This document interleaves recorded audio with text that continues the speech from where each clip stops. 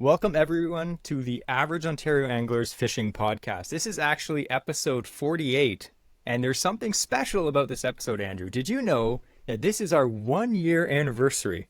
I was just thinking that actually today. I was at work and I'm like, man, it's crazy how far we've come in like about a year and a half. I'm like, no, we didn't start recording until end of February last year. So this is exactly like the 1 year mark. Yeah, so 1 year. And I thought for the 1 year anniversary, we would have a super awesome special episode. So this is a person, our guest today, that I've wanted to have on the podcast for a long time. And I never thought he'd do it. But we have today Arthur from Angling Art.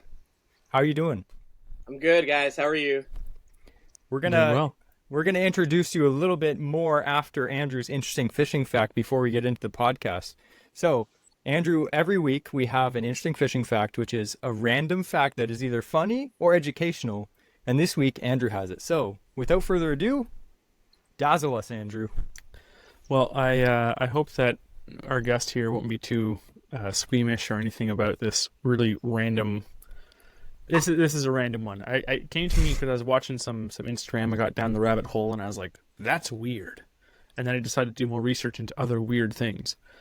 So we're going to talk about like edible fish.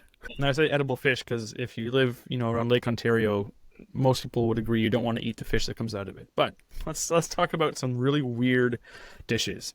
So, like for me, when I think of eating fish, first thing that comes to mind is fish and chips, right? So besides fish and chips, Arthur, like what's something that what's your favorite, let's say, fish recipe that you like? You're gonna laugh at this, guys, both you and Jesse, but I'm allergic to fish. Really? So as someone That's crazy. who loves to go fishing and stuff like that, I'm automatically catch and release. So that's your answer. So your favorite fish is the Swedish fish to eat, all right? Yeah. Okay. Oh, And and how about yourself, Jesse? If you had to choose like a fish recipe that would be your favorite, excluding fish and chips, what would it be? Honestly, I'd say nostalgically, it's probably like my grandpa and my dad used to take me trout fishing. We used to catch the little, the little 12-inch pan fryer, like rainbows and browns, just like pan fried in butter. But I'd have to say overall was that catfish burger you made me last year. That was legit. That's so nice. Yeah. Yeah, that was actually one of my best work. So I was looking up online some really crazy stuff, and something that some people may think of that's kind of weird, but is it's very high end. It would be caviar, right? Beluga caviar. That's something that's a little weird, but not really normal to think of. But that's well accepted.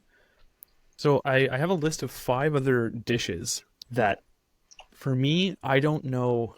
I'm going to ask the end as to which one you guys would want to. You have to choose one to eat. I'm not saying you're going to have to, but like, if I made you eat one, you have to select one of these 5 to eat it. Okay. all right. So the first one is fugu. Have you guys ever heard of that one before? It's Yeah, I somewhat know popular. what fugu is. Fugu is basically the puffer fish, and if Yes. you eat it, you have like a risk of dying. But they go to school for it, like years of training to learn how to cut it and stuff like that. So yeah. Yeah. So these master chefs, when they prepared the fugu, this blowfish, this puffer fish, they have to leave some of the poison in there because that's the whole excitement of eating it. It gives you this tingly sensation. It's like you're dancing with death, but they can't leave too much in or you will die.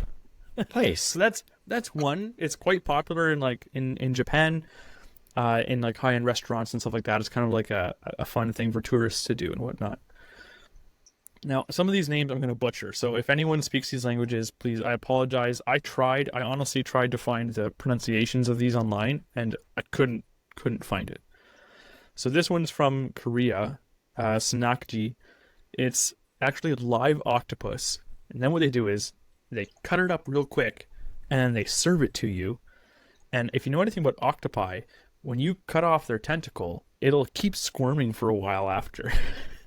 So the whole point of this is your meal's essentially fighting you as you're trying to eat these tentacles. In fact, they're known to get stuck to your lips, teeth, and tongue while you're trying to eat these things. Yeah, you just eat no preparation, like just cut it up raw. Here you go, eat it. It's squirming. There's another one from Japan, shirako. Now this one was I've heard of some of these before. I had never heard of this one. So I'm going to describe what it looks like. It's a seasonal dish. It's served in the winter time, and it looks like a nice like creamy sauce. Any ideas as to what this is? No. I don't even want to guess.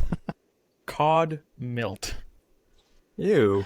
which for anyone who doesn't know what milt is the sperm.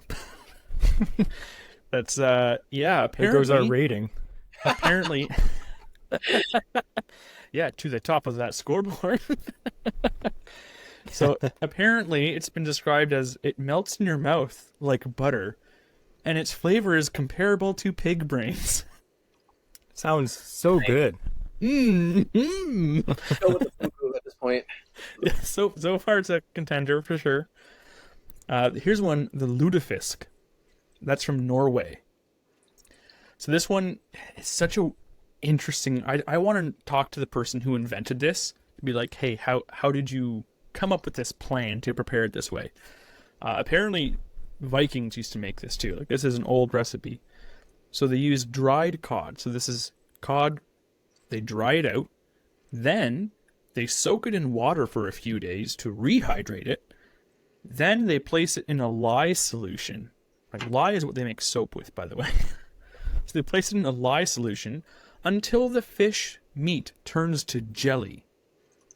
Now, if you ate it at that point, you would die because lye is poisonous. So what they do is they soak it for another week in fresh water to remove the lye. And now you can eat it. Gross. Now, It's like some of the fish jello. descriptions, yeah, some of the descriptions for it are, it's always known to have a very strong smell, which people give it some pretty nice nicknames due to that smell. One of them is, they just call it rat poison. One of my favorite nicknames I saw for the lutefisk is fork destroyer. That's funny. Oh, so that's the lutefisk from Norway. Now the fifth one I have here is from Japan again, shiroyu no oregu, something like that. Again, I apologize. I'm probably terribly mispronouncing that. So this is where you eat what is known as an ice goby. So it's served with soy sauce. So right now, that sounds not bad. Apparently, ice gobies decay rapidly once they're killed. So they have to be eaten very fresh.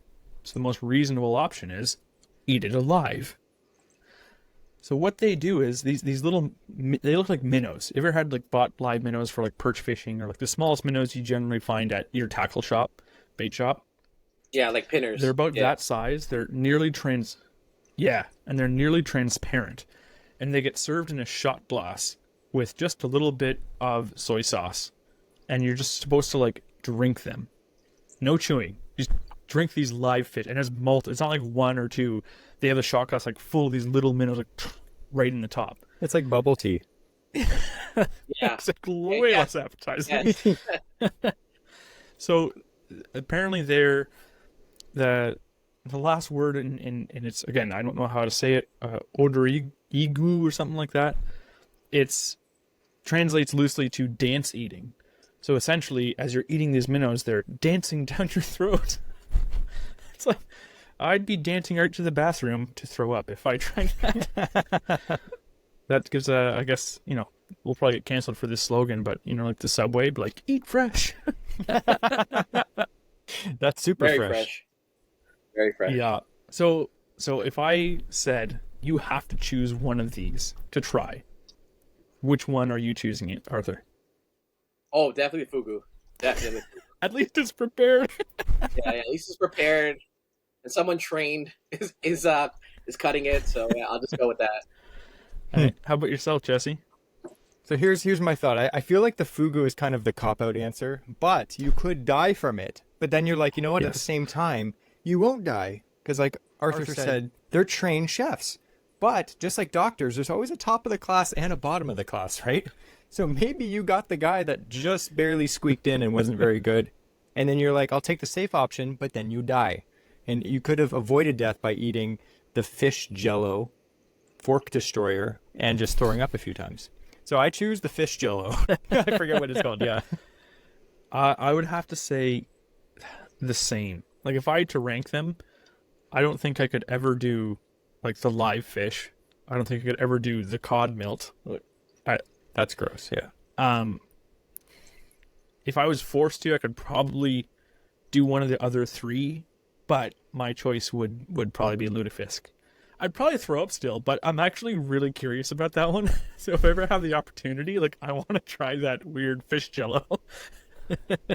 We have to have like a average Ontario angler's fear factor episode Oh where we my just God. like That would like be good. yeah, like hot ones kind of, but with gross fish things. See who would eat it. So I just wanted to have a few mention, people. yeah. I just wanted to mention to any of our listeners in the podcast, if you have any weird fish recipes, or on the other side, if you have any really great fish recipes that you like that maybe aren't like standard, oh, I fried it in a pan with butter and maybe some onions, that's great. But if you have any like cool recipes that you've had, or some really crazy ones, let us know in the comments on our social media. I'd love to hear some of those stories if you've tried it, especially any of the ones we talked about. Yeah. Just don't show us pictures of you throwing up afterwards. So that was awesome, Andrew. Thank you. Again, the interesting fishing fact is a cool segment because it's oftentimes a lot of our listeners will send us messages saying how much they enjoy it because it's stuff that either is gross, like Andrew usually is, or it's educational, or it's just stuff that you haven't thought of before. So we try to do that every single week. So this episode, like I mentioned, it's a super, really cool special episode every single year. And it's weird. I was going to say every single year around this time, but this winter's been kind of weird the last, 5 years. But every single time when ice fishing starts to, slow down a bit, a lot of anglers' minds turn to one thing, and that is steelhead fishing. Yeah. So, and if you're someone like Arthur, his mind is always thinking about that because he's a steelhead guru. Now, What is true, but on this podcast today, I was super happy because, again, Andrew, we were just talking a bit before we hit the record button. Andrew doesn't have a lot of experience steelhead fishing. I have some experience steelhead fishing. And Arthur, although he humbly said that he's average and mediocre, he is, in my opinion, an expert steelhead fisherman. So it's going to be a good range of us learning as well as showing some tips for you guys. So before we get started, Arthur, why don't you introduce yourself and tell us a little bit about yourself, when you started fishing and what kind of fish you like fishing for? Okay, wait. I'm gonna stop you right there, Jesse. Before we start, listeners, I just want to tell you guys that I have been a huge fan of Average Ontario Anglers from the get-go. Okay, so everybody listen up. So these guys started their Instagram account almost the same time as I did, and I've watched them grow. I've watched them put in the work, and we both can relate to how much work it goes into making content, being relevant, being entertaining, being informative, and just posting consistency. I've literally watched you guys grow, and I'm a huge fan. I listen to your podcast. I watch your YouTube videos. And you say I'm a guru, but I still watch your YouTube videos. And you guys are, and the one thing that I really admire that you guys is that the fact that you're very multi-species. Me, I'm just this. I am just steelhead, salmon, that's it. And I just enjoy it. But you guys dabble in bass. You guys dabble in perch, crappie, ice fishing, muskie. Look at all those muskie baits behind you. And I just want to say, I'm super happy for you guys and super proud of you guys, how far you've come. Your podcast has been amazing. And you said that you were shocked that I was going to be on your podcast. Of course I would, Jesse. Of all people. Hey, listen up, listeners. I don't think you know this about Jesse, but Jesse had a tool account. And his tool account is just as successful as his fishing account. And obviously, not a lot of people know this, but I'm a general contractor. So I watched Jesse's content from the get-go as well. And yeah, I just want to let all these listeners know all the hard work that these guys do. And from one Ontario local to another, you guys are doing amazing. And I'm really happy to be here. Awesome. Yeah, thanks. Thank you very Yeah, much. I think we originally met or started following each other before. Yeah, like you said, I started a tool account and you are a general contractor. So it was fun watching each other. You also have another account where you post more of your work stuff. So we've been following each other for a long time. But yeah, it's definitely been a ride. And if you guys don't follow Angling Art, definitely check out his Instagram. But I'll have to warn you for one thing. If you're going to look at his Instagram, put on a pair of sunglasses because there's so much chrome. It's all, it's legit all fish pictures. And I'm just going to say right now, Arthur is one of the best, in my opinion, fishing photographers that I've seen in Southern Ontario. Maybe not Northern Ontario, but Southern, just kidding. In all of Ontario, you look at this guy's account, you're looking at just the most beautiful and stunning pictures of, river fish and salmon, steelhead, Atlantic salmon, browns, everything. It's absolutely fantastic. So we're going to link everything below in the show notes. So definitely check out his Instagram as well, and TikTok and all that other stuff. We'll put all that down there. Yeah. So tell us a bit about yourself. Okay, I'll tell you a little about me and angling art and stuff like that. So I basically made it started with Instagram. I used it basically as a outlet or showcase to show my photography. Because at the end of the day, I really love photography. I love taking pictures. And then as the years went by, like social media took over and reels, TikToks, blah, blah, blah, this, blah, blah, that. And I just kept with the times. But at the end of the day, I'm just a really avid fisherman, first and foremost. And I just really like doing photography. And that was it. I literally just went from there, and I just got better and better and better. And I just kept fishing. And I just try to stay true to myself. I don't really have any sponsors. I don't really have to answer to anybody. And that's what I kind of like. Like, no one's really reached out to me, which I'm okay with, because I can stay true to myself. I post whatever I want. I do whatever I want. And I can say whatever I want. I'm very unbiased. Like you guys, I know Jesse. Jesse buys things. Right. So he's very unbiased when it comes to what's good, what's bad, what's great, what works, what doesn't. So I'm kind of the same way, right? So I use baits, and I use lures, and I use reels and rods, and I don't need to promote it. It's what I like. So yeah, I'm Filipino Canadian. I started, I think, steelheading when I was like 9. My dad put me on this, and I just went from there. And you know what?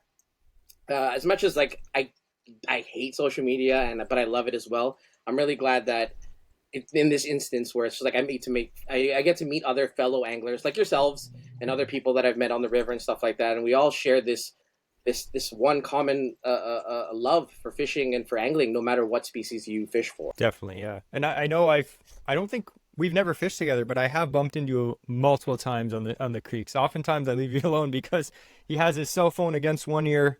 I remember seeing you down fishing this one bend down at one of the creeks. You had a cell phone wedged in your ear, and you're drifting your float rod down to your float. You're looking at the float, and I just gave you a wave. You didn't even see me because you were just paying attention.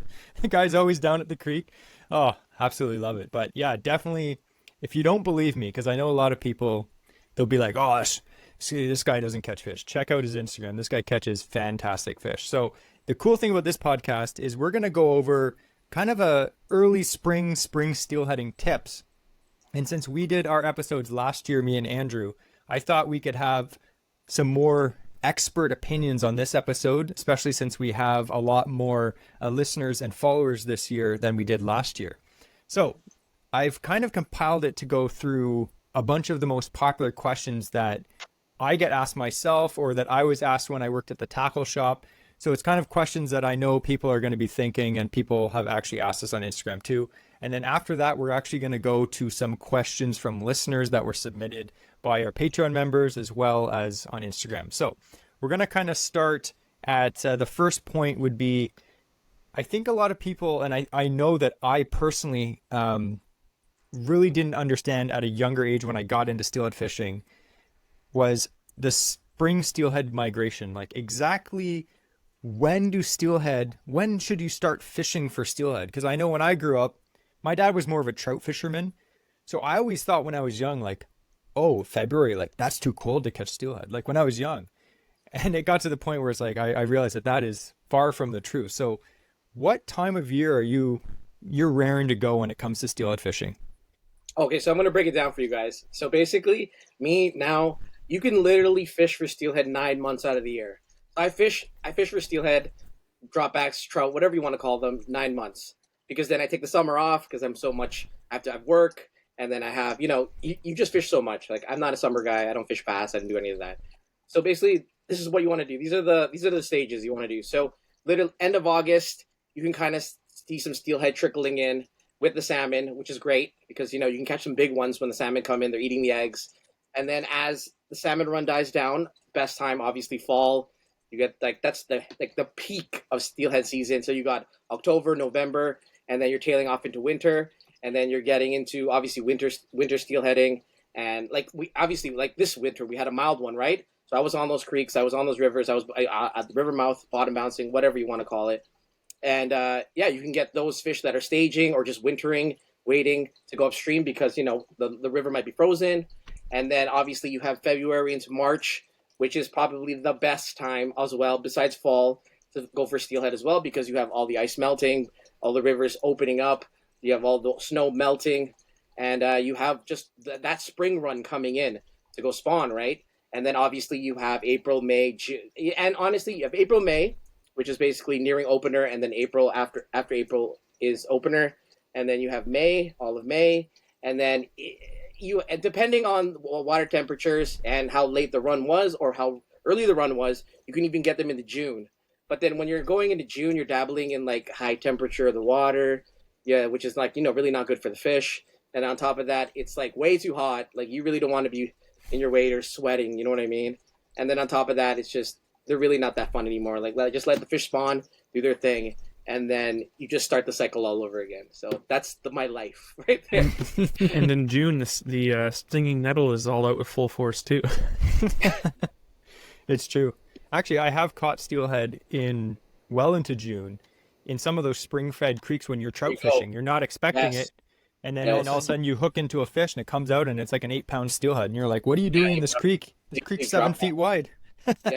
So definitely, and that's why I find a lot of guys like yourself or anglers in general, they become kind of just steelhead salmon guys, because you can literally fish, like you said, 9 months of the year, every year, and then just take the summer off if you're not into bass fishing. Not everyone likes catching bass, like not a big deal. I think a lot of people think that if you don't catch bass, you're a weirdo, but we think otherwise. We think if you only fish for bass, you're a weirdo. No offense. So let's kind of talk about spring. Take that, Roland Martin. Yeah. He's just like, what? He's so old. Let's kind of talk about spring, because like right now we're in literally March, right? Like by the time this podcast is out, we're going to be right in the beginning of March. And I know guys have already been fishing for a few weeks, even in January during the warm parts. It's always like, it seems when there's a nice week to go out, like in January, February, I'm just slammed at work and I can't get out. That's the way it always is. And I look at people's Instagram, they're just posting. I'm like, dang it. But what kind of factors influence a push of steelhead going up the creek in the spring? Oh, I think you have various. Well, I believe in certain things, and some other guys believe in certain things. So I look at wind, I look at water temperature, I look at melt, and I look at water levels. So you have all those different factors playing in, right? So let's say the creek is low, but the wind is just like howling at the mouth, or it could push some fish in. Or if the water starts rising and it's blown and the weather is warm, you can get them moving too. Here's another thing: if you go to the local dams, and if you go to and there's fish there, look at them. If they're jumping, the water's really cold. If they're jumping, the water's really, it's a perfect temperature for them to move, right? But the water's cold, they'll just sit there. So that's why sometimes when you go to those dams, you can just literally watch the fish, because they're just waiting, right? It's too cold for them to move, right? So those are some of the factors that I look at. I always look at the weather.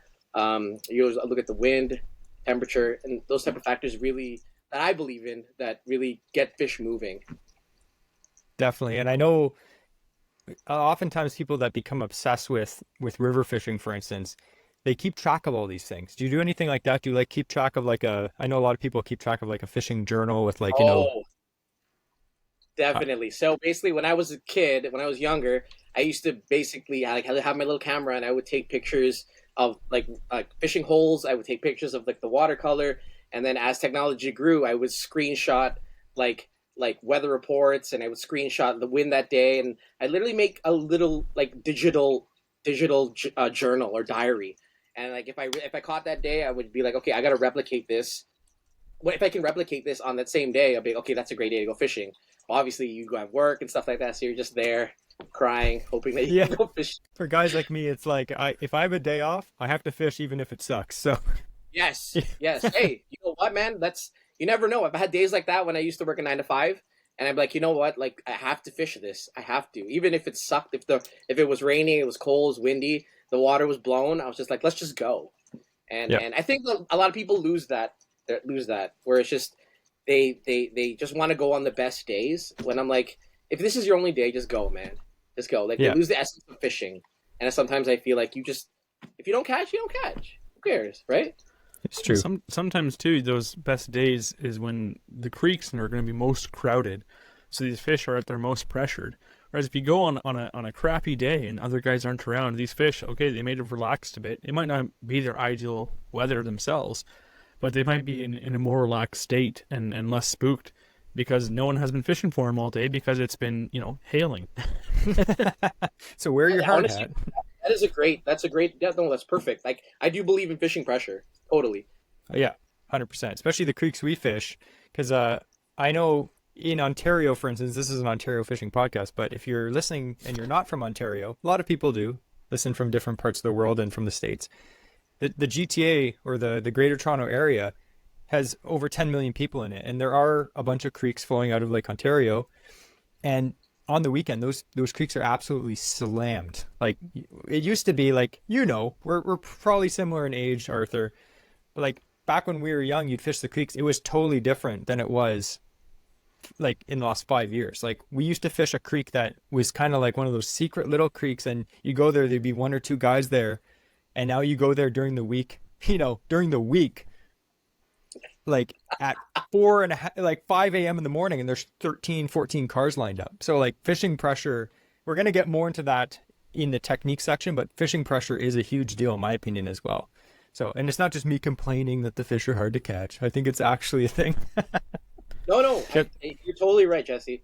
Like, before, me and you, when back in the day, you could go on a Monday, there'd be 0 people, and now on a Monday, there's maybe like, Monday's the new Saturday. Mondays are the new weekend. Yeah. Jesse's I know also there's the gonna- type of guy, though, to yell at kids on his front lawn. So Get on there. I'm not one of those steelhead guys that thinks that I own the creek, though. There's a bunch of those out there. But so we're going to kind of talk a little bit about key locations to find these steelhead. So you mentioned kind of like, okay, if the wind's pushing a certain way, or if there's some melt or different situations. So say you're just getting into steelhead fishing, or you don't have a lot of experience doing it, as many people do. Where are you going to start looking early? Like, I'm saying, like late winter, kind of early spring, just after the ice is kind of melting. Where are you going to look? Like, where's your first place you should look for steelhead? For our listeners, so they understand like how I would dissect a river, and for beginners as well. So there's like, I think 4 or 5 parts of a river that you want to target. First of all, you have the mouth. You have the mouth of any river, whether it be like a pier area or just an opening like a beach. So you can either bottom bounce on the lake, or you can fish that mouth. So that's number one. And then as you work up your way up the river, you have the estuaries, which is basically like the wider part of the bottom of the river. And I like to fish those because that's where basically they hold before they go upriver. So that's the second part. So then as you work your way up, you have the main sections of the river, and that's where I would, as a beginner angler, I would target those areas, just because like it really narrows, the term shooting fish in a barrel, it really narrows their chances. I mean, really narrows the fish and helps them, catch fish, because it's really hard to catch fish on the lake. It's really hard to fish the wider the river. And then obviously after opener, you have headwaters. So that's another section of the river that obviously fish are either spawning or done spawning, and they're dropping back. So as the ice is basically coming out and winter's tailing off and we're headed into spring, these fish are staging. So they're staging out the mouth, waiting for either rain or warm temperatures to make their way up. So I would highly suggest, like at this time of the year, the river mouths, piers, estuaries, and as the river's coming down, obviously upriver is a great time too. So those are like the 3 places that I would target, especially if I was a novice or a new angler. Like, I barely go upriver anymore, just because like crowds and bees, just it's too skinny for me now. But again, I'm not knocking that. That's where I started. I started all the way up there, this and that, and like again, like you can only have so many people and so many holes. Like, I'm not gonna, if I see 5 guys fishing one hole, I'm not gonna go and harass them and add another body, right? So I'd rather just fish the mouth, maybe catch 1 or 2, rather than getting higher chances of catching more fish upriver. So that's for a new angler. That's how I would dissect where I would fish and how I would fish. I agree with that too. In my experience, anyway, the fish, I think the word you were looking for was condensed. The fish are more in a condensed area. That's the word. Which is exactly like when you're fishing, like I always just call it the frog water, like the slow, wide area, the river right above the lake, the frog water. It's slow, it's deep. There's not a lot of like actual structure. Sometimes it's not like you're looking for like pools or bends, because there's usually none of that. It's just slow, kind of muddy looking water. I think for a beginner, that takes more skill to catch fish down there than it does upriver, because your bait is it's slower, it's in their face. There's more time for the fish to actually examine the bait. But when you're fishing upriver, the fish are kind of more condensed in bends and in pools, and your bait's generally moving a little faster past them. So they kind of just react and grab it. So I'd say that if you're just starting out, that's definitely a great tip for finding more fish in a condensed area. And just to add to the point where you said you'd rather fish down where there's less people and catch one or two fish, I think that's just the thing about getting older. So when I was young, I would have no problem fishing up in the creeks and have all these people around. But now that I'm like, after I passed my 30s, I'm 33 now, and I'm just like every year, I just want to be around less and less people. And it's not like I don't like fishing with people. Like I love fish. Like if we all went fishing, that'd be great. But if I don't know people, and I know people are like, well, make friends. It's not like that. Sometimes you just want to enjoy fishing for the solitude and the relaxation. And I'm the same way. I'd rather just go somewhere where I might catch one than kind of like, shoulder to shoulder, hitting each other's rod tips. Like sometimes it gets super crazy. Like me and Andrew have gone down the creek and it's just like you're fishing and then people just barge in on you, fish like on one side of each of you. And you're just like, dude, this is a small pool, right? But there's no etiquette anymore, unfortunately.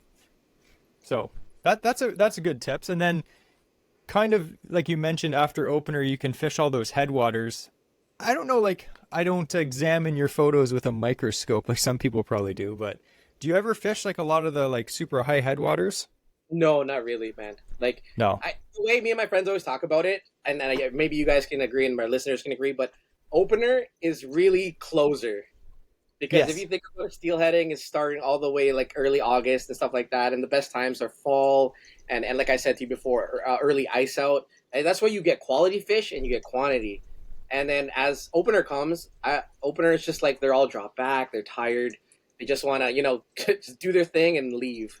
So I see opener as like a time to just hang out with friends and get out, but I don't treat it as serious as I do as the rest of the year. Definitely. Yeah. Because then it really, really peters off. Like I know like catching dropbacks can be fun, especially like if you're like chucking like fly fishing with streamers, or if you're chucking crankbaits or spinners and stuff, it can be really like a lot of fun. But when you're fishing some of these like high headwaters that are like, you're talking like some of these creeks are only 10 feet wide, full logs and branches and stuff. Half the fish you hook anyway, you lose. It's like you hook a 10-pound steelhead on even like 8-pound line, and it goes absolutely nuts under a log jam. You're not getting that fish out. Like I've lost so many steelhead when I've been trout fishing just with a little Mep spinner, and the steelhead comes out of nowhere, grabs it, and just zzz, straight downstream and snaps me off. It's not fun. Andrew can tell you. He's an expert at that. Why don't you tell Andrew's a story actually. Why don't you tell the Jumper Creek story quick? Yeah, tell me that. I want to hear. So it's not. We call it Jumper Creek to disclose this a secret identity, or to hide it. But we fish this creek like for even just stream trout in the summer and whatnot. So we were up here and we heard some dropbacks. We see a couple of these big steelhead. They're getting pretty dark. And it was one of my first steelhead. I think that was my first steelhead. I think that was your first one that I landed. Yeah. And so we're fishing there, and I had this big juicy dew worm just hanging back behind like this little worm hook, and it's just sitting there. And the way I'm standing in this pool, I can't see the fish because there's this huge like 3 foot around like across tree that's growing up over top of this pool. So I'm kind of hiding behind it so I don't spook these fish.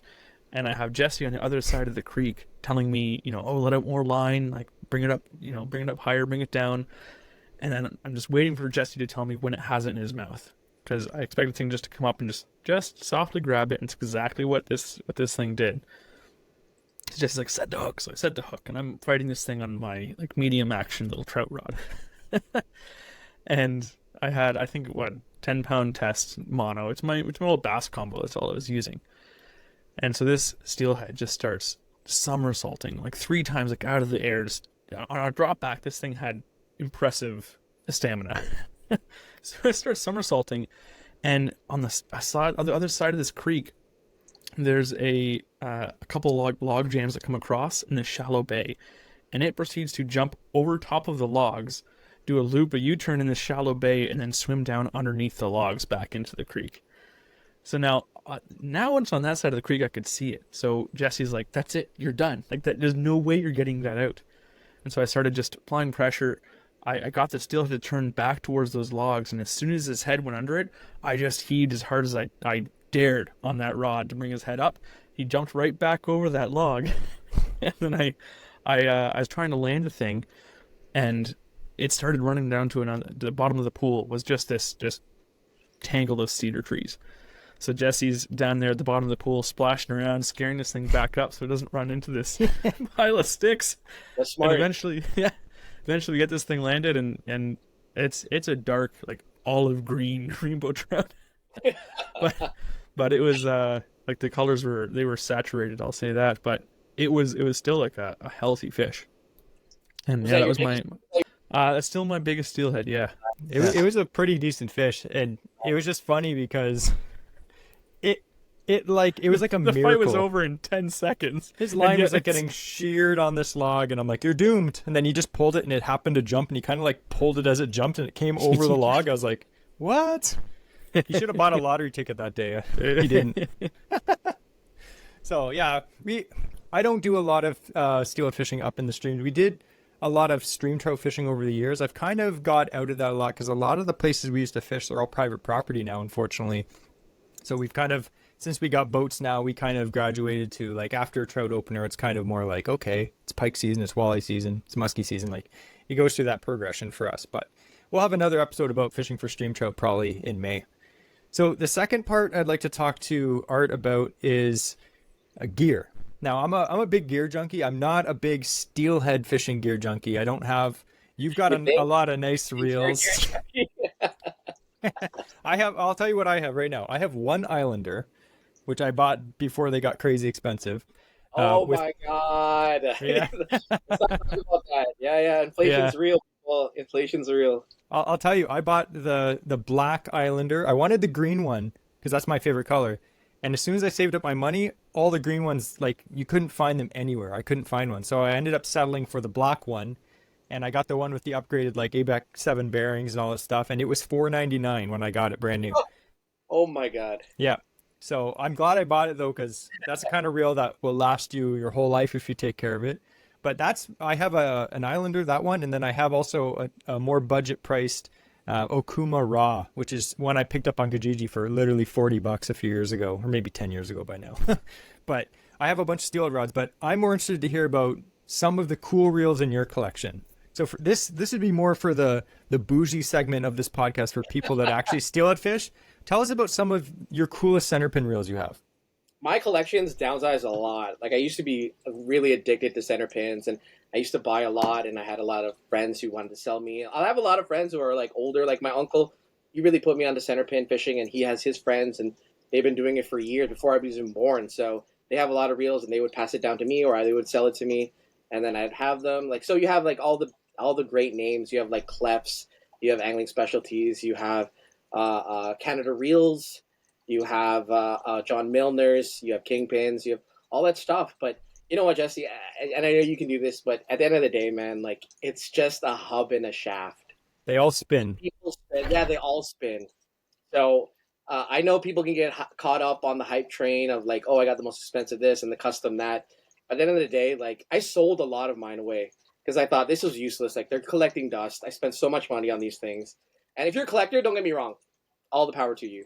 But I don't understand what the point of having it is, all those center pins, when really, I honestly just fish like 3 center pins. I have like my steelheading one. I have one for like bigger water. And then I have my salmon one, which is also an Islander. So it just goes to show like those things are bomb proof and well worth their money. And yeah, I don't really have much to say about it because like, as Jesse, and you know, like when you get older, like it's just, I have them because I just enjoy them. I don't treat them. I don't baby them. As you can see in my pictures, like I lay them on the ground. All my reels have rock rash. If you spin them, you can hear all the sand inside of them. Like Yeah. like I treat them as tools, and the tools that do me right. But you want to invest in those tools, right? So I didn't really cheap out on them. Like one of my best reels is my Milner. It's like bomb proof. Islander, top notch for the price. And my other one is one of my uncle's friends makes center pins. So he made one, and all my cousins and my friends, we all just got them. So we have like a little club, and we all have like 12. We have 12 center pins, all matching, and yeah, it's at the end of the day, man. Like you're right, it spins. It's just a hub and a shaft. So I can't justify spending thousands of dollars on like I rather buy a Panoptics. I Yeah. rather buy I rather buy something that like really does something for me. Don't get me wrong. There are certain center pins that are built like there's ones with drag, there's ones with very high tolerances, and there's ones that are super valuable. And like it just all goes to if there's a market for it, right? Like and back to what you were saying, Jesse, about the whole like buying the Islander reels. I'm really glad that me and you bought those reels like back when we did because the prices are crazy right now. Like I saw an Islander for like $700 Yeah. when going price back in the day was like $300. Yeah. Like you could buy a used gold one. I have a gold one, and a used gold one was the standard, and it was like $300 Yep. used. Yeah. I remember when I worked at the fishing store back when I was still a teenager, Islanders were, I think they were like $399 or something, brand new. And now now you're looking at like $800. And that's in a period of like, 12, 15 years. Yeah, it's gotten crazy. My advice, if anyone's listening and they're looking to buy their first center pin, we're going to talk a little bit about spinning reels coming up real soon. Buy the best one you can afford. That's what I'd always tell people. Buy the best one you can afford. And if that means using a spinning reel for one extra year and just saving your pennies, do it. Because I've had so many people when I worked at the tackle shop, they'd buy those cheap, Chinese made stamped metal ones. And yeah, they work great. You can catch fish on them, no problem. But they're not going to last you years and years and generations. Like you buy an Islander or a Milner, you're going to pass it down to your grandkids and it'll still work perfectly fine. You buy these cheap pressed ones that aren't even, he always borrows mine when we go out. Back to what you were saying with the whole thing, like I think also I always tell this, my best advice for all the listeners out there, my best advice for you is to buy used. Buy used. Yes. You know why I say that? Because if someone like me is gonna buy, not me, don't use me as an example. I treat my stuff like you know what I mean. Yeah. But buy something from some used, because if that person, like for example, you buy something off Jesse, Jesse's gonna take care of that $600 reel. He's not gonna destroy it, put rock rash, put dirt in it. So you know that when you buy it from him, he's like, oh well, this person bought it for $800. They're not gonna treat it like trash. So, and then obviously you can get it as a discount. Maybe he'll sell it for $650 or $700 again. And it goes for rods. And I honestly, I buy a lot of stuff used, and I bought all my reels used. I don't think the only thing I bought new when it came to my fishing gear or my stuff was like the custom reel that I bought from my oldest friend. Like that's it. Yeah. And even then, it was cheap. It was like $350. But Yeah. other than that, yeah, I totally waders. If you could get your waders for used, or your boots, all this stuff, like these guys spend thousands of dollars on their gear. They're gonna take care of it. I know waders get worn and stuff like that, but when it comes to rods, especially rods and reels, man, rods are going for thousands of dollars, and so do center pins are like minimum I've seen is like $750. So not a lot of people have that type of money around, right? So anywhere you can save money, buy. As I always tell people, Facebook Marketplace, Kijiji, for our American listeners, Craigslist. I'm sure there's other, go on Facebook. I'm sure they have flow fishing forums and centerpin forums, and you can buy and resell those type of that type of gear. You know what I mean? Yeah. And like you said, and the go ahead. I was going to say, one of the best tips then, if you're buying used from these guys, tell them you're going to meet them to exchange and purchase it at their favorite fishing spot. And that way you can not only get the rod or the reel, but you also get the 4-in-1 right in their honey hole. Believe me, they won't fall for that. I tried. Yeah, no, definitely not. Definitely not. Yeah, I was going to say, you said that I take care of my reel, but unfortunately it has a lot of chips in it and a bunch of skein gross film on it. I haven't cleaned off since salmon season, but yeah. So anyway, we're going to talk quickly about spinning reels. So I remember growing up, again, I think we're about the same age-ish. Like center pins were definitely popular when I was younger, but I feel like the last like 15 years have really picked up steam. Because like back in the day when I was fishing, we used to use noodle rods. Remember those? Like you'd have a spinning reel and a noodle rod, which was like a 10.5 or 11-foot ultralight, and it was rated for like 2 to 4 pound line. Like that was normal to see guys fishing a noodle rod, which I still have my noodle rod. I actually took it sucker fishing with Andrew a few years ago. 2-pound sucker loads that thing right down to the cork. It's absolutely like terrible. Like I don't know how we fished steelhead with that crap all those years. But is it still, if someone was looking to get into centerpin fishing, and like you said, centerpin reels are not cheap. If they want to get into it and just buy a spinning reel and put it on a float rod, is that something you'd recommend or what? Yes, totally. So I think the only disadvantage you have is upriver or where there's fast current, because when you're in a sequence of guys, so let's say me, you, Andrew, and we're all in a sequence, and then you have my dad up top. So all of us are flow fishing, and we're like drifting really far, and we're all, and then when the last person takes in their line, that's the key for everyone to take up their line, and we all cast again. But when you're using a spinning reel, you can't have that. Yeah, and if you do, you open your bail and you let it drift like we do. But let's say your bobber goes down, you have to close your bail, start reeling in all that slack, and then set the hook. And in all that time that you're doing that, the fish is probably let go, or you set the hook and you miss the set. So you have disadvantages and advantages with the spinning reel. My dad is getting a lot older. For the listeners, my dad is like a real inspiration to me. We fish a lot, and as he's getting older, as most of us realize, like you really get affected by the cold. So holding a center pin is really hard in the winter because it's made out of metal, right?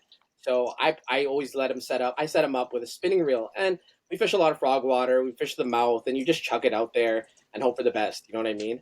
So there's an advantage there too, where when you're river fishing and your hands are cold and you want to put gloves on, and then you could just use a spinning reel, right? The drift is not moving very much, so you have no problem with that. When you're twitching flies or jigs, it's the same thing. So there's advantages and disadvantages.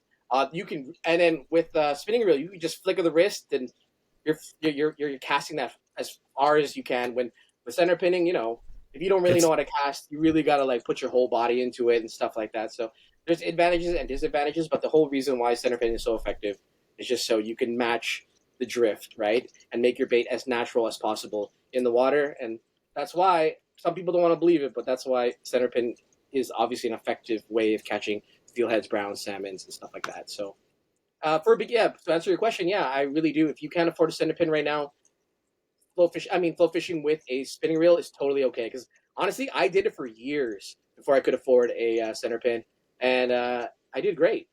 Even though that was like the '90s when like fishing was like good, the good old I days. did it. I did it for years too. I remember I had a noodle rod, and then I eventually got a 11.5 foot Fenwick HMX, the old ones, and I had just a spinning rod, like a Shimano 2500, just taped onto the cork, and I used that for years until I got my first center pin. But it is true, center pins definitely, you have a slight advantage in presentation in areas with current anyway. So we're gonna have to kind of move on quick. This podcast will probably be longer than normal, but I'm totally fine with that because this is good. So these are questions I get all the time. So we're going to kind of stick to center pin because we're talking about steelhead fishing, but I get a lot of people ask me this question every single year is what line do you run on your center pin? Like as a main line. The line that I personally run, I've been using Suffix Siege or Suffix Advantage for years. I use like either 10 or 12 myself. I don't know. What do you use? So for me, honestly, I used to be a Suffix Siege type of guy. I think my dad has it on his spinning reel and his center pin. So that's a great brand. I use I use P line. P line I use for my center pin. I think I use 8 or 10, and then for salmon I use like 12 or 15. So I really like mono. P line's really strong. The diameter is strong. Abrasion's good, and I really don't have a problem with it. And I got a big spool on sale for like $50. So I just spool everything with that. And I always try to, when it comes to line, I always try to change it up every year because you get abrasion, you get stretch, you get tangle. I mean, you get memory when you're casting and stuff like that. So, that's what I use, and I'm really confident with it. And at the end of the day, everything that I'm telling you guys and listeners out at home, you have to, no matter what brand you use, like I think you have to have confidence in everything you use. You're gonna go through lines, and you're gonna be like, I hate this, I love this. At the end of the day, it's what you feel most comfortable with. Like, for example, like center pins, too light, too heavy. Rods, same thing. Too light, too heavy. Like, not everyone is gonna like what you like. Like, it's like Cinderella. Mm-hmm. Everyone's gonna is gonna not the shoe's not gonna fit everybody. It's only gonna fit for you. So, what about you, Andrew? What kind of line do you like? I generally go for the blue Stren from about 40 years ago. I've never seen that stuff. Right? I don't even know what that is. A lot of the time, I'll use some of the line that I will use during the summertime because I don't do steelheading a lot. What I often use I'll split up my spinning reel and I'll put on 10-pound like Trilene Sensation or something, just my run of the mill monofilament that I'll use, and I'll use that on on whatever spinning reel I'm gonna put on. I might have a secondary spool that I have fresh line on when I start, especially if I'm going steelheading. Every year I like to change any of my monofilament lines. I change in full every single year, whether it needs it or not, and it always needs it. So Yeah, it does definitely. but because I don't do a lot of it, I kind of make do with, again, if I'm fishing a 10-pound trialing sensation on a spinning reel, I can then for steelhead, and I catch one in the spring. That's great. For me, that's a great year. And then I have it all spooled up. I'm good for bass season later on. So for me, it's about I do have a desire to do more steelheading. But in the meantime, I borrow Jesse's, so mainly it's whatever he puts on. Yeah, it's true. So 10 pounds Suffolk Siege. And to add to that, what color? I get asked this a lot too, because I went through a phase where I would use clear and then I would use green. And I honestly, I don't think and some guys like to use, fluorescent orange, fluorescent yellow. I don't personally like the fluorescent lines myself. I don't think it actually makes that big of a difference. Just a confidence thing, like you said. I generally run green line, like the low visibility green. What are your thoughts on that, Quick? Yeah, like I said, so I run the moss green, so same thing. Yeah. And my dad runs the clear one when it comes to siege. So again, what I said, like I said to you before, I fish a lot with like the old guys, the veterans and stuff like that, and they all run high vis. And I'm like, why do you guys like riding high vis? Is it because they can't see? And honestly, man, it gets you, man. That's one thing that no one can beat, Father Time, right? So it helps them when they're tying their knots, and it helps them where their line is going, when they can bend it and stuff like that. So honestly, at the end of the day, it's preference. Because hear me out. So I used to run colored line as well, and then I got so paranoid, and it got in my head where it's just like, so here's my float, and then you got this orange line coming down, and then a swivel, and then my fluoro, and then I'm like, yo, they can see that. How come I'm not getting bit? And then my friends are catching, and I'm like, it's got to be the line. So maybe it wasn't the line. Maybe it was just I had a bad bait or whatever, but it was in my head. So I'm like, okay, as soon as I got home, I stripped it all off. I threw it in the garbage, and I just put mono on, whether it be Siege or P line. And yeah, I never went back. If fly fishing can be successful with some giant floating bright green line, and then 6 feet away you have your presentation, and you still go for that, then main line for me, again, it's like you say, it's your confidence. If your confidence is going to be using a certain line, that's what you need to go with. Absolutely, because that's going to be confidence in the water makes it or breaks it. But at the same time, if you don't see a need with it, for my personal opinion, the fish isn't looking at the main line; it's looking at my leader, and I can put on a long leader, and I'm fine. Doesn't matter what he doesn't. He's forgotten what he saw 8-10 foot upstream. He's looking at this bead coming across now. Yeah. And that's we're going to get right into leaders. That's actually good, Andrew, for bringing that up, because I feel like using colored line might be, a bad thing if you're only using like a 1 foot leader and your fish is seeing all this line. But getting into using, so everyone's like, okay, you're using 10 or 12 pound line on your flow reel, but you are attaching a leader onto that line. So Yes. Again, we're going super over time on this, so let's try to just keep this fairly brief. It's not going to happen, but we'll try. When it comes to leaders, and I know it's going to depend where you fish. Like if you're fishing the Niagara, you're not fishing the same type of leaders that you are in literally, Bowmanville Creek. So when it comes to leaders, well, that's my favorite spot. What are you doing? spot burn. Anyway, all the creeks. If you can't find steelhead creeks by typing into Google where to fish steelhead in Ontario, those creeks are going to pop up anyway. But anyway, does it feed into Lake Ontario? There's steelhead. In general, if you're fishing in Ontario for steelhead, generally speaking, if you're a beginner or someone just getting a steelhead, what leader diameters or pound should someone have? Like if they can only have maybe 3 or 4, like what would you recommend for that? Okay. Remember when you said this wouldn't go over an hour? It's hard to trust me. This is gonna go over an hour. No, it already is. So when it comes to leader, wait, before I start talk about that, I'm not gonna go into it, but for those listeners, you can also use braid as your main line. I've never done it, but I know a lot of guys do it. The reason why you want to use braid, or you can try braid, because braid floats on top of the water, and when you're drifting, it's perfect. And what is braid good for? No stretch. So when you set that hook, you're really burying it in them, right? So I'll leave that information with you, and then we can talk about it another time. But when it comes to leader, I'm older now. I'm more biased, but when I was younger, I used to dabble in 3 pound, 4 pound, 5 pound stuff like that, because I would fish the creeks, and then those creeks would get ultra gin, and like fish would see it and stuff. They get spooked. Remember, those fish are getting harassed every day. So let's say Andrew goes one day, same hole, and then Jesse goes the same hole the next day, and then I go the third day. So you know what I mean? That's why you got to go stealth, and then have a chance of catching them, right? And I've seen guys do that. But as I've gotten older, I'm like, you know what, man? Like, if the creeks are gin, I'm not gonna be fishing it anymore. I rather have that like dirtyish water, that slaughter water, or just like coming down. So I'll go nothing less than 6 pounds when it comes to leader, and then when on dirtier days I'll go 8 or even 10, just so I could just like not worry and just horse them in, unhook them, and throw them back. So that's just my mentality now. And yeah, and on top of that, man, you lose less gear. I'm like pulling tree limbs out of the water. I pulled a bike out one time. At the creek that you guys fish at, I pulled a bike out one time. Does Were not you using- surprise me. Were you using Drennan? No, I was using FC. That's awesome. Yeah. And I'd say too, like you said, just certain pound range. And I know a lot of people, like, again, you could have a whole podcast on, choosing what kind of fluorocarbon leaders for steelhead. And a lot of people would be like, oh, I like this brand because it's stronger. But you're like, it's stronger because the diameter's thicker. So like it's actually 2 or 4 pound test stronger. So like Drennan, for example, has always been my favorite. But Drennan it runs really thick, right? Everyone knows that. So you buy 3 pound test Drennan and it's literally like 5 or 6 pounds thick, right?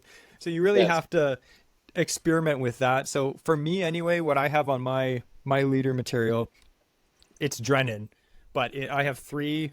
I have a little bit, but I have 3, 4, 5, 6, and 7, and it's all like, it's not 3, it's actually like 5, 5.5. Yeah. So if the water's didn't clear, I'll use that 3 pound, but it's not 3, it's like 5, 5.5. And then yeah, if I can get away with it, I don't see why people try to use light line if they don't need to. Like, you should always use the heaviest line you can get away with, because like you said, when you have a fish on, especially a nice fish, I don't want to be stressing that it's going to snap me off just by turning its head. And some guys are out there using legitimate 3 pound line when they don't need to. It's like, especially if you're like drift fishing a bead really fast, they don't have time to like look at your line. They're just grabbing it. It's a reaction, right? So why not use 6 pound? Like, again, you could have a whole podcast about like, the water resistance on braid and it not being natural. But generally, if you have 6 pound, you're good. And if you can get away with it, like Art said, 8 pound or 10 pound. But I think the older you get, the more you mature and realize that it's better for the fish to get that fish in quick and get it back in the water instead of fighting it to death, which we see a lot in the fall for salmon, guys, just using gear that's way too thin. But that's another podcast entirely. We'll have to have you on in the fall again. So we're going to go quick to bait and lure selection very briefly on this. Okay. If you could have, I'm going to narrow it down. If you could have 3 presentations, like 3 things that you're going to bring, and that's the only thing you're allowed to use year round, what would it be? Oh, row bag. 1, row bag. 2, a jig, and 3, a bead. That's it. That's literally all you need, to be honest with you. Just a variation. So here, 3 colors: peach, chartreuse, and some sort of shade of white. When it comes to flies or jigs, anything black or brown. And then when it comes to row bags, chartreuse, white, peach, yellow. Either could be salmon row, steelhead row, or brown row. So that's literally what you could just, if I were to just narrow it down for a beginner, right there. And that's literally what I use. I only start dabbling in things because like my friends catch on this stupid color. And I'm like, man, do I really gotta use that? So again, but at the end of the day, that's why we tried it. Like, look at Jesse. Look at all those baits behind you, Jesse. The reason why you buy that is because you want to try it, right?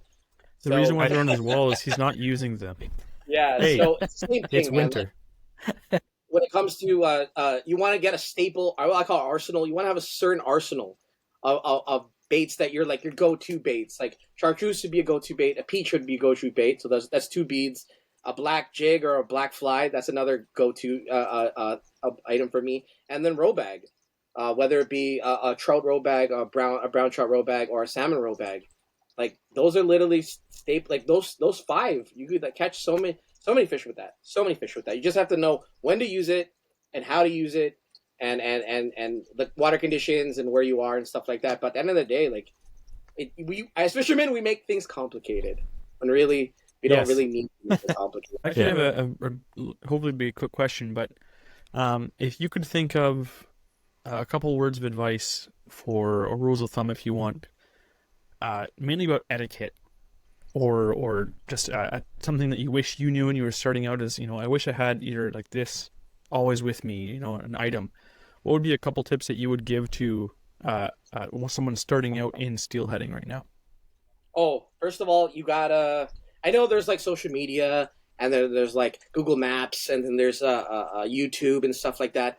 But at the end of the day, I think the most fundamental thing that new people need to realize is just go fishing. Go fishing. It's just like Jesse's in the trades, you're in the trades, I'm in the trades. What's the best way to learn? In the field. So you can always learn from these podcasts and from YouTube and stuff like that. The best way to become a great angler and just to learn and have fun is just to go fishing. Just go fishing, dude. Like you get skunked, you catch one, you lose one. It's the best way to learn. It's the best way to learn. You can only learn so much online, and that's why I'm kind of glad I fished back in the day. Or it's just like I kind of had to, like, all three of us. I'm pretty sure we're kind of the same age. We're like the same age as like the internet. So we grew up as the internet grew up. So we just learned the hard way. Like, dude, like I didn't have flow charts. I didn't have YouTube. I didn't have any of this. Like I had to go fishing, get skunked multiple times before. Now I can go out. I can pick a river, and I kind of know. I just look at the weather, look at the flow charts, look at the conditions and stuff like that, and I can, like, okay, well, I think I could get one. I think I could get one out of here, and if I get more, that's great. But if I don't, it was a learning experience, and yeah. And then another piece of advice: just continuously learn. Jesse said I was a guru. Trust you, man. Like if you fished with the guys I fished, these guys who are like 80 years old, say 70 years old, they've seen some stuff, man. The stories they've told me, like me and you got the tail end of the good days. Those guys got. You could throw a cigarette butt and you could catch fish back in those days, man. Yeah.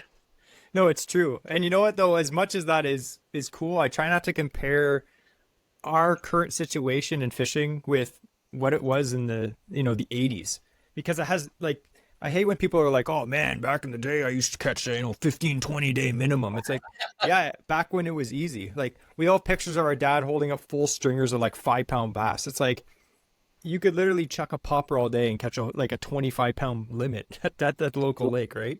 So times have changed and anglers have adapted.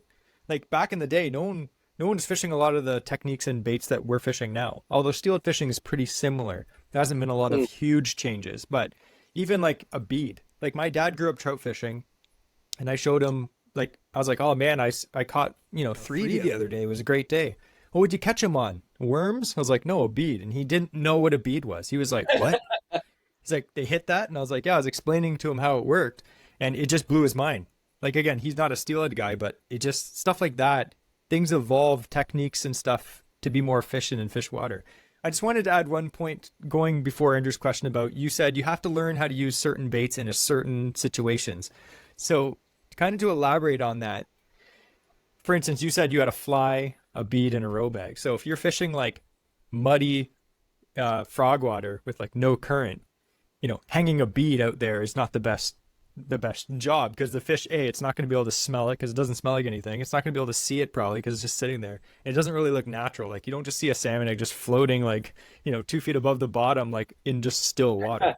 So like a row bag would be a better option because it has all that scent coming from it. It's bigger, it's brighter. So you really have to use some common sense too. And I think a lot of people, when they go fishing, they're like, I don't know what to use. It's just like, steelhead aren't smart, but they're not dumb. So like use some common sense in figuring out what the best way to catch them would be. I think a lot of people, they have this like weird thing in their head where they think steelhead are like the smartest genius fish of all time. You know what I mean? Like, oh, I can't catch them. They're way too smart or they're way too finicky. But generally speaking, if you do your research and you put in the time, you can generally catch them if you find them. In my experience anyway. I'm not saying you're going to catch like 20 a day, but yeah, they're not that smart. They're pretty dumb actually sometimes. Art's like, you're totally dumb. So I know we could have a whole podcast just about talking about like individual parts of this podcast, like baits, fishing flies or drift fishing or fishing spinners and stuff like that. But I feel like what we talked about today, it really just was like a good overall, talk about steelhead fishing in Ontario, which is something that I love, and hopefully I'm going to force Andrew to get into it this year, which is like now, Andrew, like, come on, Yeah, right now. yeah, Let's go that's- fishing. that's- We'll get out, that's true. Jesse. We'll get out. Absolutely. The problem is when I take Andrew out, he uses my gear, and then I'm afraid he's going to snap my rod. So it's kind of stressful for me. How do you think I feel when I take you on my boat? Your I'm boat just kidding, costs it's a piece of $200. junk. Yeah. I'll buy you a new one. That's good. So I thought the last point we could kind of cover is kind of in the advice section that Andrew brought up. But for steelhead fishing, in your opinion, what is the importance of patience, persistence, and adaptability?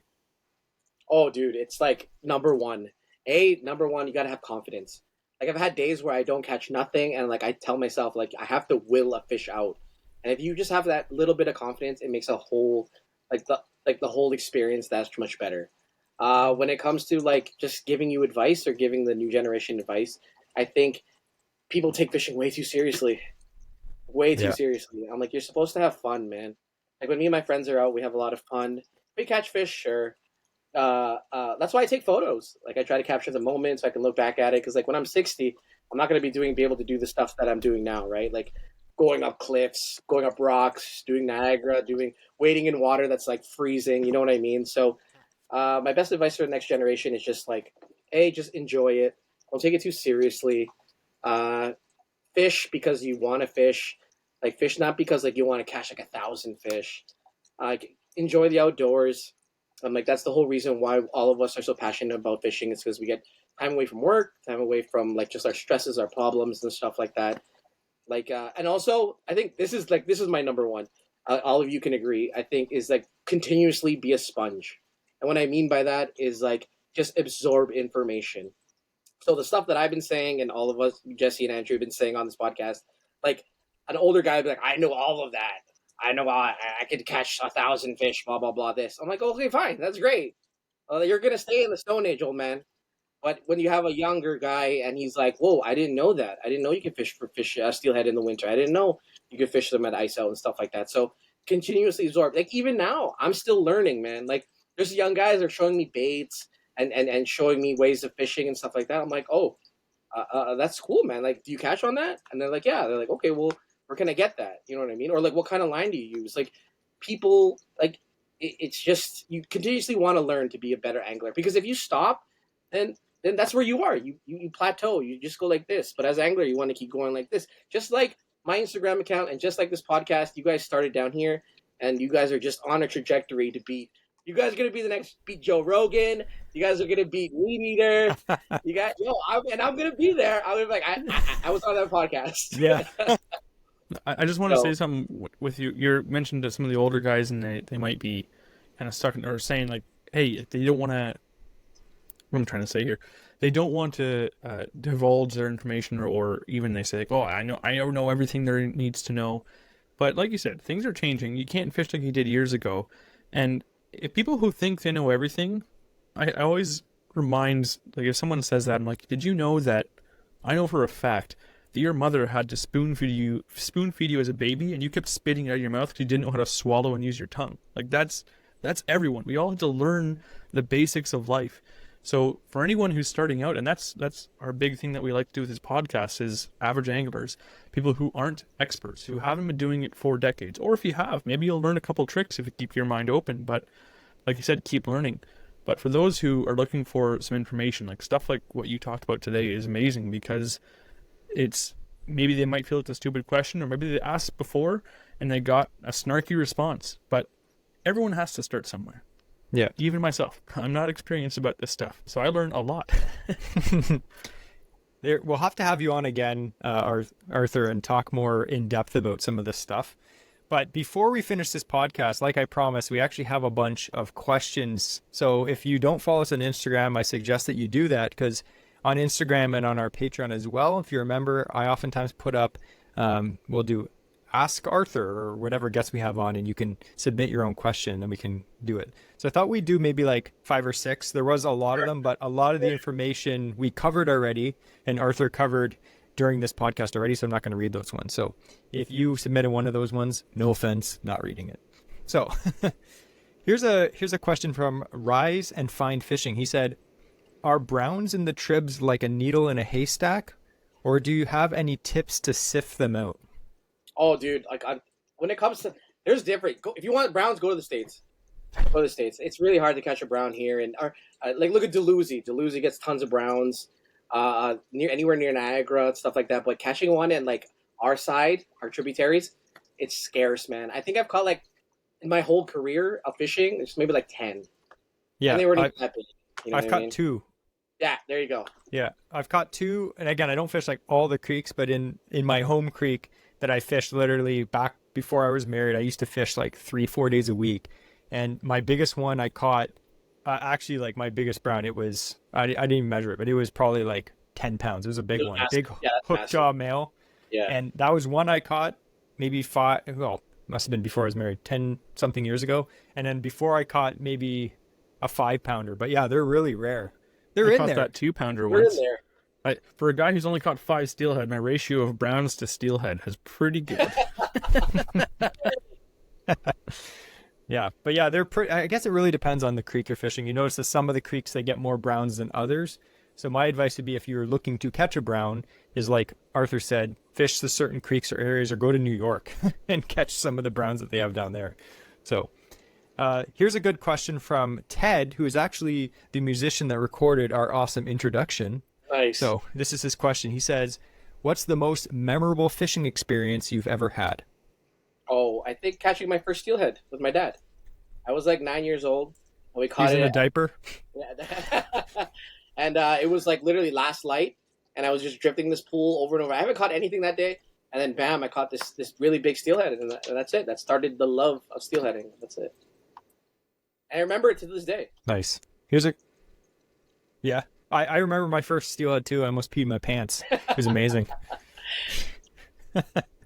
Here's a question from Steelheader Jacob, who is another steelhead I handler know as who he well. is. Yeah. Yeah. He says, fall, winter, or spring steelhead, and why? Oh If you had to pick one. no, I got picked two. So Okay. it's fall. It's fall for sure. Those silver bullets cannot be beat, especially up north. And then you have ice out, which is literally like now. So, but Yeah. if I were to pick one, you're right. I would choose fall. If any diehard stealer will always choose fall. Yeah. I've caught some of my nicest fish in November, December. Just beautiful fish. Here's actually a really good question from Joseph196. He said, how do you make sure you're getting into the strike zone for steelhead? And I know we didn't delve into like all shot patterns and all that stuff because that would be a whole hour itself. But how do you make sure you're in the right strike That's a zone? perfect question. This is the fastest way you could do it. So you go to Bass Pro or something, get those little like weight detector things, and you just put it on your hook and throw it out there. And then if you see where the depth is. So the way I dissect a river is I'll start at the bottom, and then if I'm not getting anything, I'll work my way up. Remember, trout species, browns, whatever, they look up while eating, right? So that's my best advice for you. Just if you're dragging bottom, there you go. There's your indicator, and then move your float down, and then see where you get bit, and then just try to replicate that over and over and over again.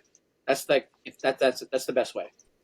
Yeah, and you can oftentimes look at your float to see if it's dragging bottom. So if you're dragging bottom, your float, instead of going a certain way, it'll actually be dragging the opposite way. And then you have to lower your float a bit to get it off the bottom.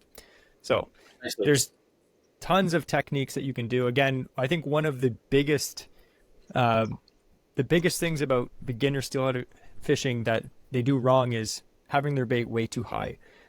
If the creek is 4 or 5 feet, deep, and your bait is like a foot under the surface because the current and you're not using enough weight, those fish aren't even going to see your bait. Or even if they do see it, they're not going to, if the water's cold especially, they're not going to make the effort to go up into the fast water to grab it. So we'll have to do another episode all about that, because that is probably one of the most important techniques that you have to learn as a steelhead angler in moving water.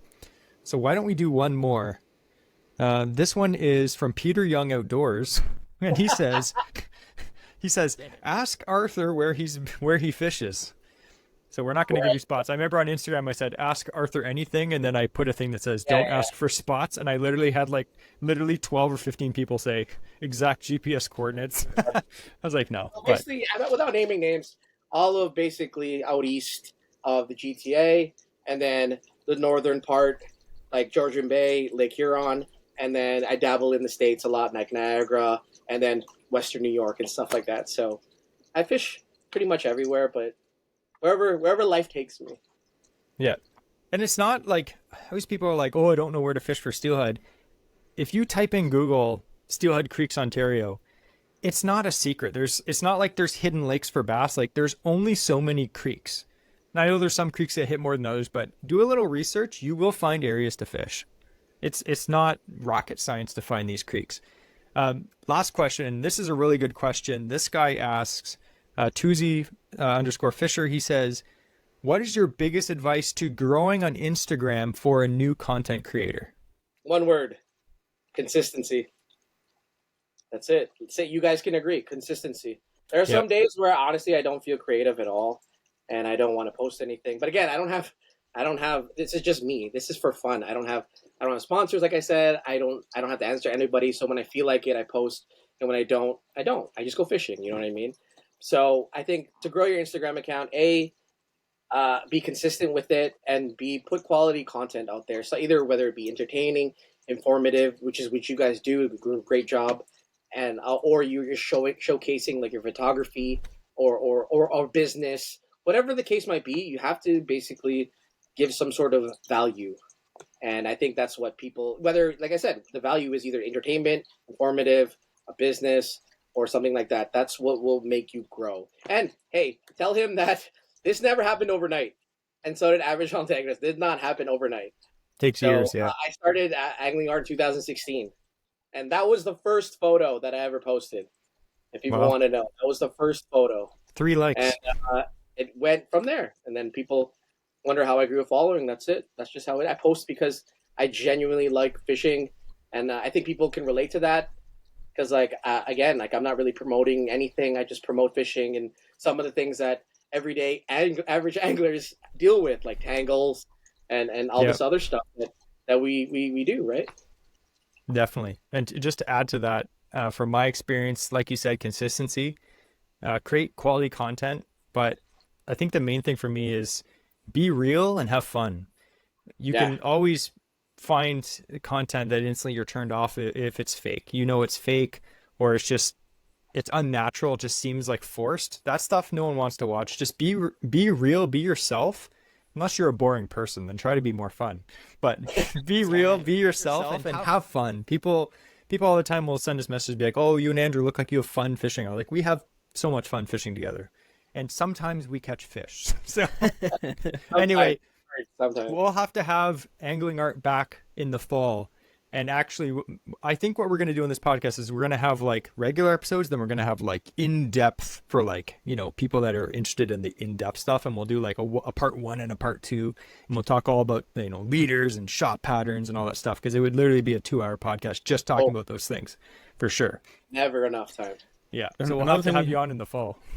Another thing we have to mention too, Jesse, is when that after this episode, you're going to get someone saying that, well, actually, steelhead are actually from only the ocean and not from Lake Ontario. It's just rainbow trout.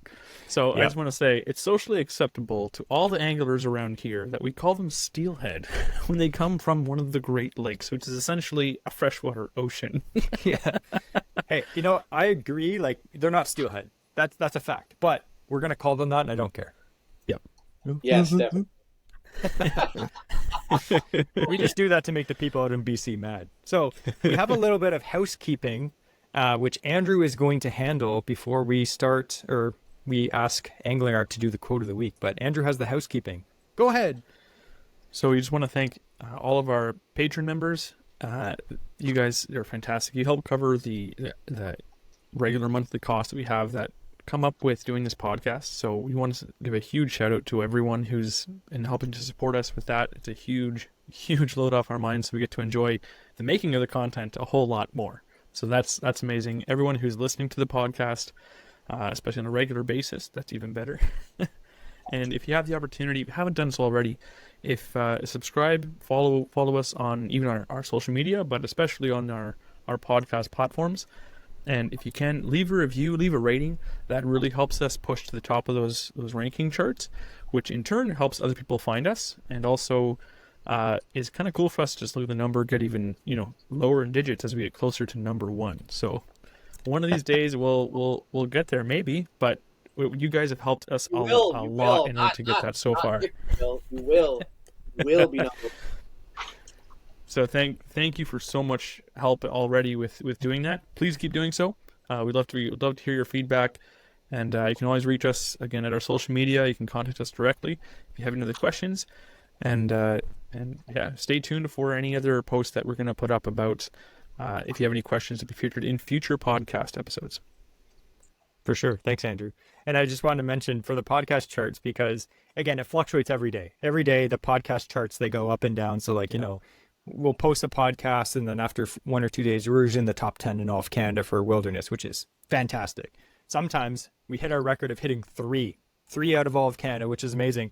2 above us is Meat Eater and Meat Eater. And I was like, what would it take to be number 2? Well, we're not going to get 4 million monthly downloads, so we'll probably 3 is the best we'll ever get. So that's awesome. We do appreciate it. It's fantastic to look at the podcast charts and just be like, I can't even believe we're in the top 10. That's insane. Like, some of these shows are huge. Yeah. So we, again, like Andrew said, we'd like to thank everyone for all the support. It's absolutely fantastic as well. And your Patreon money may or may not go to paying Angling Art for being on this episode. Just kidding. We're not paying him. He's out of here out of the goodness of his heart. So yes, Of course. he is. So we are going to end this episode with, as tradition states, we always have the quote of the week. And to do that is going to be Angling Art. It's funny when you sent me the email and you're like, quote of the day, I automatically knew. I already had a quote ready. So I've been hearing this quote a lot this year, and yeah, it resonates with me. So basically the quote is, 90% of the fish get caught by 10% of the fishermen. And the reason why I say this is because when I was younger, or if you go to any river, or even in fishing in general, have you ever noticed that there's always those certain guys that catch the fish and everyone's just struggling to get 1 or 2? It's because those guys have basically are tuned in. They've done their research. They have years of experience and stuff like that. Like, we're not talking about a lucky day off. We're talking about days that are hard where you have to grind fish, but yet they're able to put fish on the boat or fish on the bank. So it's kind of like tournament angling, right? Like, either it's walleye, bass, or any of a salmon. Those type of, it's always those guys that their names, that they're always catching fish, always placing and stuff like that. So that's the quote of the day. So the quote of the day is, Angling Art is telling you he is that 10%. Just kidding.